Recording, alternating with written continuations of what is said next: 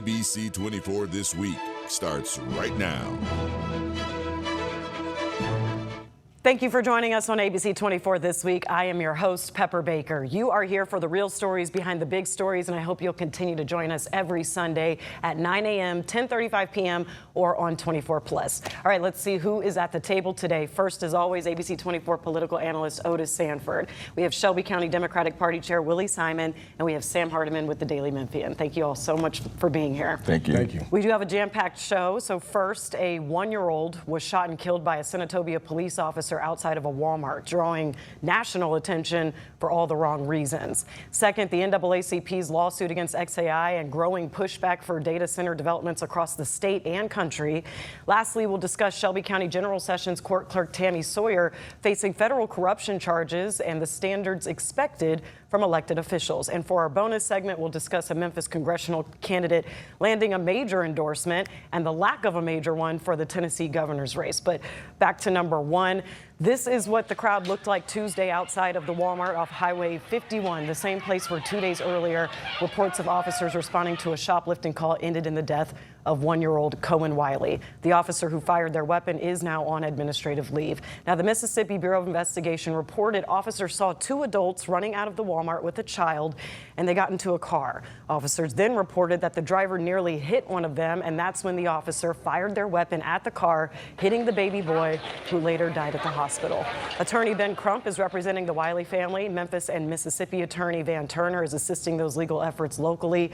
I compiled some clips starting with video Attorney Crump released today. This is Wednesday. This is when we're recording from Cohen Wiley's mother, Valencia Wiley, who says she and her friend were the 2 adults involved in the reported shoplifting call. As we was leaving out the Walmart, they tried to stop her, but I kept walking because it had nothing to do with me.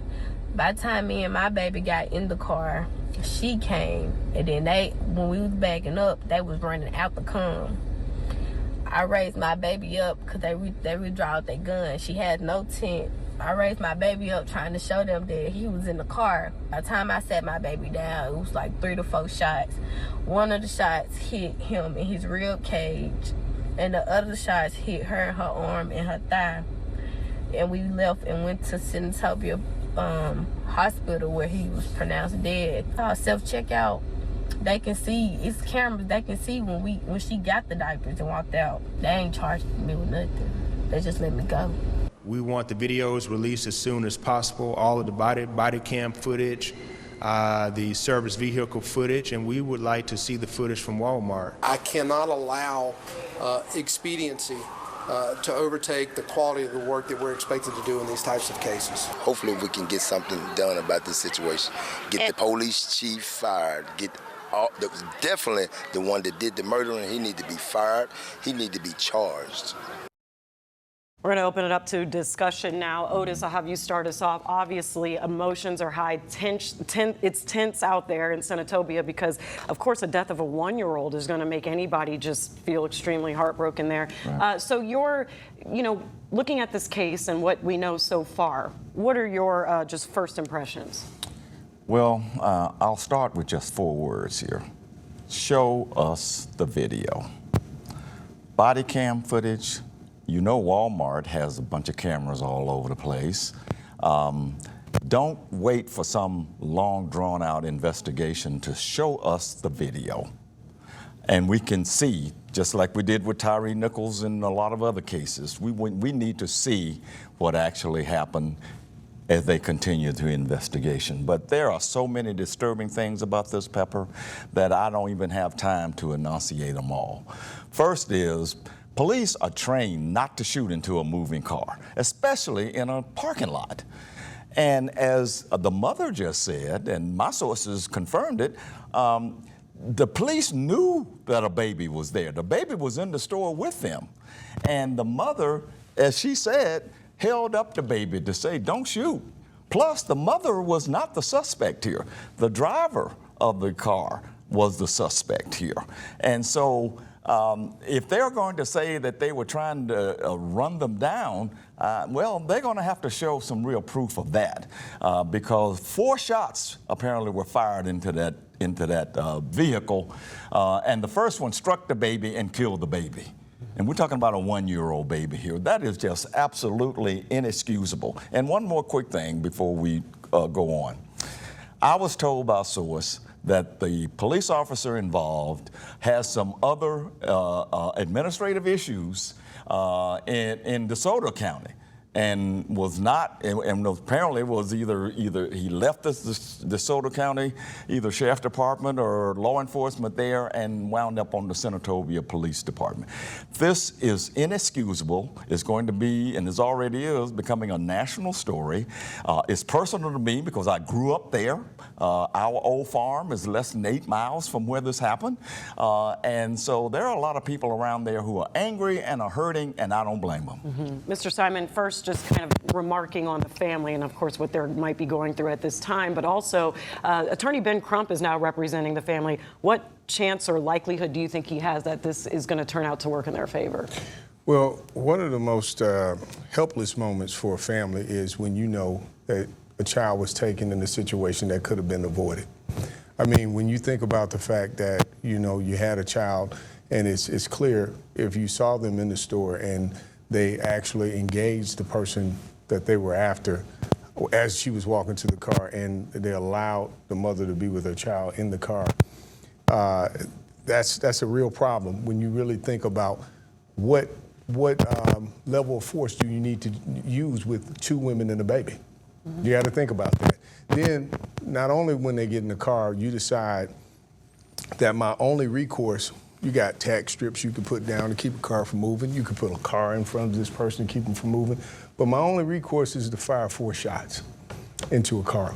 And one of those things, I mean, some compassion has to happen. I think one of the things that we're missing is there's a lack of training when it comes to, it's obvious that you see a threat. When you see a threat, I don't see 2 children, 2 women and a child in a car as a threat to where I have to pull my weapon. The other parts of this is it sets a bad precedent because we've seen, unfortunately,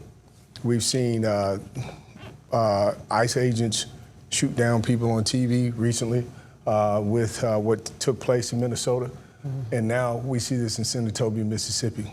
The only thing that separates it is that you had ICE officers doing it versus police departments that are actually doing this kind of thing. That means that there's a training issue somewhere, and there's a lack of empathy towards the public that actually needs to be addressed. Yeah, and preliminary reports, it had already said that the Mississippi Bureau of Investigation said that the driver was moving towards an officer as if to give some legitimacy to the officer firing their weapon, but the mom gave a little bit of a different account there. So brings me to transparency, which I want to ask you, Sam. A lot of people wanting to know about the video right away, and Commissioner Tyndall was very much like, we have to do our investigation, but we'll make those things public. Just kind of bridging that gap to help understand with your reporting how available the evidence will be, how soon, a time frame, what's the normal protocol you've seen? I mean, I don't know if there's a normal protocol. I mean, in my reporting, I mean, I haven't been, you know, a cops reporter in some time, but what I would say is, you know, every one of these situations has been handled differently. Typically, you have different policies, different departments. You genuinely often don't know where things are in the process of reviewing this.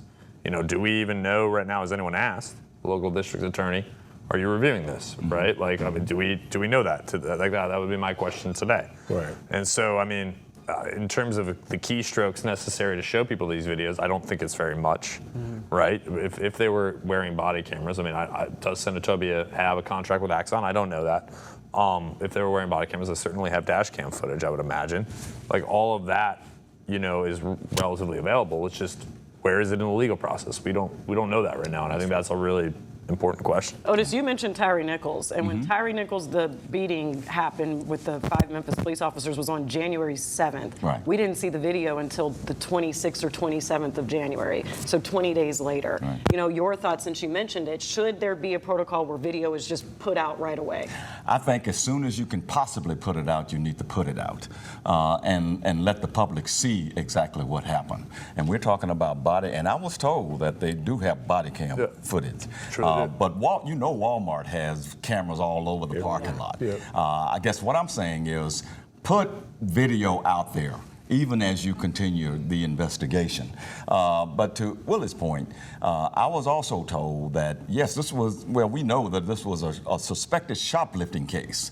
And I was told that the issue involved not the mother, but the other lady maybe perhaps shoplifting some diapers. Now, we're not talking about a mass shooter here. We're talking about two women, to your point, right. And shoplifting diapers. And you can see the baby, because the baby was with them. Mm-hmm. Right. And so my other point here, this really, Pepper, speaks to the perception and the belief that, and all of these folks are African Americans. This speaks to the perception and belief that African Americans are mistreated, disrespected, and marginalized in an environment where that is being sanctioned at the highest levels. And so that's why there's so much anger here. And the anger is only going to grow as we continue to let the days play out here and the investigation goes on without that transparency that you were talking about. We'll just have to wait and see. And real quick, are we surprised at all that as of Wednesday of this recording, we still don't have the name of the officer? I'm not surprised, but what I will say is this. One of the things that we are noticing is that whether it be the Minnesota case I mentioned before and what's happening now, there is, to the public, you know, the militarization of the streets and seeing how response, we think about we're a country of law and order. There's a blurred line now. I mean, when we really think about what's happening, and it's almost like we're going to protect individuals when they violate that trust, that we have public trust in the people that we say that they're supposed to protect and serve. And I just think it's something that we need to really look into, whether it be, I know it's an African-American community, but those two people that were in Minnesota, they were white. Yeah. All right, yeah. More to come from this case, I'm sure, but we're going to have to stop there. When we come back, we're going to talk about the latest with XAI lawsuits, and we have our expert here to break it all down for us. We'll be right back.